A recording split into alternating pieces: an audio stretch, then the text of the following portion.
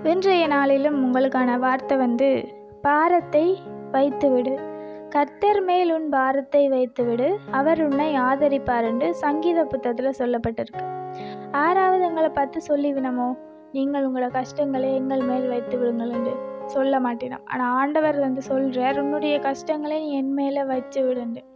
நாங்கள் என்ன செய்கிறோம்டா, எங்களுடைய கவலைகளையும் கண்ணீரையும் சில சமயங்களில் அவரிடத்துல பகிர்ந்து கொள்கிறோம். முழுவதுமாய் வைத்து விடுறதில்லை. இல்லை என்ன சொல்லப்பட்டிருக்குன்னா, முழுவதுமாக அவரிடத்துல வைத்து விடு. நாங்கள் முழுவதுமாக அவரை விசுவாசித்து அந்த பாரங்கள் கவலைகளை அவரிடத்துல வைப்பமாக இருந்தால், வேதத்துக்கூடாக ஒரு உதாரணத்தை நாங்கள் பார்க்கலாம்.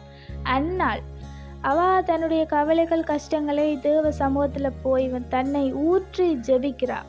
அப்படி ஜெபிச்சதுக்கு பிறகு அதில் சொல்லப்பட்டிருக்கு, அந்நாள் துக்க முகமாக இருக்கவில்லை. அவள் விசுவாசமாக தன்னுடைய பிரச்சனைகள் பாரங்கள் எல்லாத்தையுமே தேவனுடைய சமூகத்தில் போய் ஊற்றி ஜெபித்ததுக்கு பிறகு அவள் துக்க முகமாக இருக்கவே இல்லையா. அதுதான் நாங்கள் முழுவதுமாய் தேவனிடத்தில் எங்களுடைய பாரங்களை வைத்ததுக்கான அடையாளம். நாங்கள் பிறகு சந்தோஷமாக இருக்கிறது. தேவன் நாங்கள் கவலைப்பட்டு கொண்டு இருக்கிறத விரும்பலை. எங்களுடைய கவலைகள் கண்ணீர்களை அவரிடத்துல நாங்கள் ஒப்புவிச்சதுக்கு பிறகு நாங்கள் சந்தோஷமாக இருக்கணும். அதைத்தான் தேவனும் விரும்புகிறார்.